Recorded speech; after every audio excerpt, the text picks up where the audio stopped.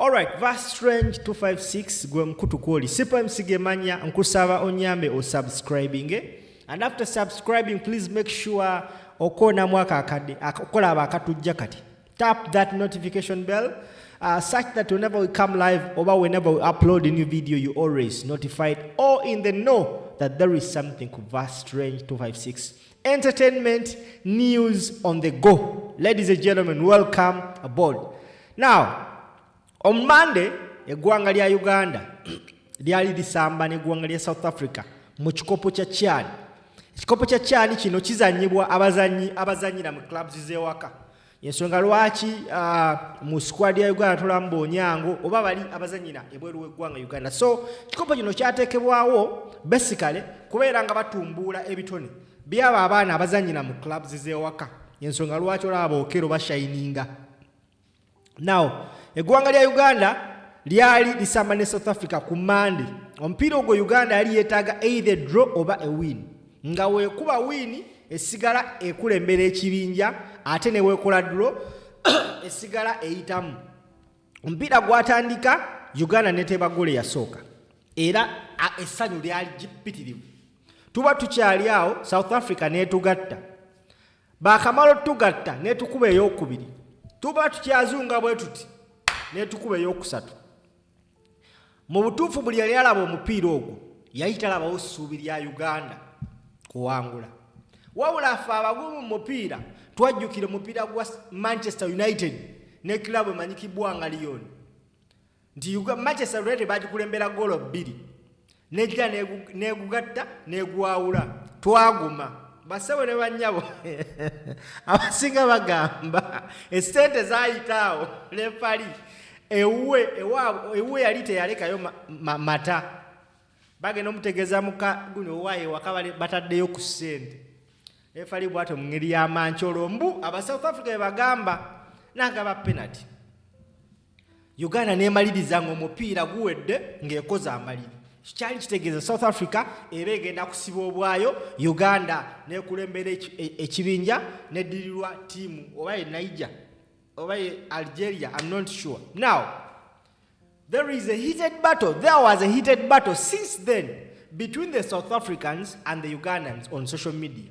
N'ate bo bannayuganda bakitadde ku next level. Wogenda ku mukutu ogwa Facebook oba ogwa X, njagala nkulaga some of the different battles eziri ku mikutu gye mugatta abantu wakati w'abawagizi ba Uganda n'abawagizi ba Uganda Cranes. Someone called Kwenkso ow'Emagola agambye nti the next president in Uganda n'ateekawo Bobi Wine, then n'ateekawo ne Malema as the next president in South Africa. Never na Uganda. Waliwo no Koshaji finest ataddewo South Africa single mom no wa Uganda. Owe South Africa single mom abaabonabona n'abwana bwe owe Uganda abeera mu kwebyula oye single mother. Tugeze maaso Ronaldo agambye an 8-year-old man ne musajja wange katisawonye. That is how an 8-year-old man looks in Uganda. Then the one in South Africa now Sobolomulaba, you can compare and contrast. The battle is so much, by the way, ever since omupiira lwegwaggwa tebannalekeraawo era ogenda ku muntu gwa X ojja kuseka mpaka wonookomayo. Ne tugenda ku mulala n'agamba Ugandan drunkards.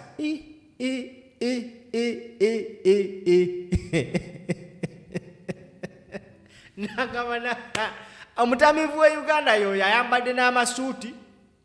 Ani oyo afaanana ani? Ono alina gwanfaananira omutamivu wa Uganda. You can put him in the commentary section. Then abatamivu ba South Africa bo we banywa beebakira ddala ne mu kkubo bazuukukankeera. Tugenze mu maaso olutalo luli ku social media basebo ne banyabo. Romantic couples in Uganda. Ab'omu Uganda ba romantic couple baba basaasaanya ssente. Ababe South Africa ne wano twabikubye ccu twabikubye je. That is how a romantic couple is in Uganda and a romantic couple in South Africa. Okay? Tugenze ku female artists in South Africa. My goodness, a female artist in South Africa never take out Tyler. Then in Uganda, never take it out omusajja Uncle Chumi. Kamomo, we mu South Africa, yakapostinze. Nkugambye obango badde ogobererwa mukutu gwa X n'ogoberera olutalo luno oyinza okuseka mpaka. Over since we twajja mu South Africa, olutalo abe Uganda basindika n'abe South Africa basindika. Katugende mu maaso. Wano batugamba Uganda Cranes Hotel during Chan versus Bafana Hotel. Of course, mulimba nammo Uganda teyasula muka. Awa South Africa nabo balaba abazanyi be Uganda gye basula. Ne basala ne bagamba yes mu lutalo luno olw'ebigambo katuleetemu kaneno. Kino kitegeeza ki? Magogo.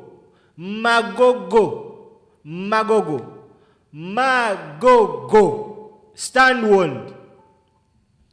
Gwe nkujira anytime soon. Ngenda kuba mukambwe nnyo. Tugenze maaso. A thief in Uganda.